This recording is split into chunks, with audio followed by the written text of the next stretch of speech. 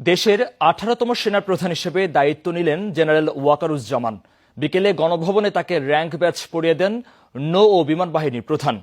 দায়িত্ব নিয়ে সাংবাদিকদের জানান, দেশের সার্বভৌমত্ব রক্ষা এবং জনগণের প্রয়োজনে সর্বদা নিয়োজিত থাকবে সেনাবাহিনী। একজনের দায়িত্ব শেষে শুরু হলো আরেকজনের। সেনা সদরে অনুষ্ঠিত হয় বিদায়ী সেনাপ্রধান এস.এম. শফিউদ্দিন আহমেদ এবং নবনিযুক্ত সেনাপ্রধান ওয়াকারুজ্জামানের মধ্যে এই দায়িত্ব হস্তান্তর প্রক্রিয়া।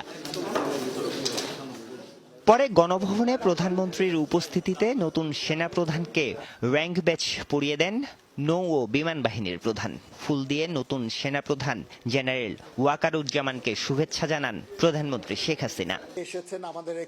পরে সেনা সদরে গণমাধ্যমের সাথে কথা বলেন নবনিযুক্ত সেনাপ্রধান। জানান, দেশ ও জনগণের জন্য সর্বদা নিয়োজিত থাকবে সেনাবাহিনী। সেনাপ্রধান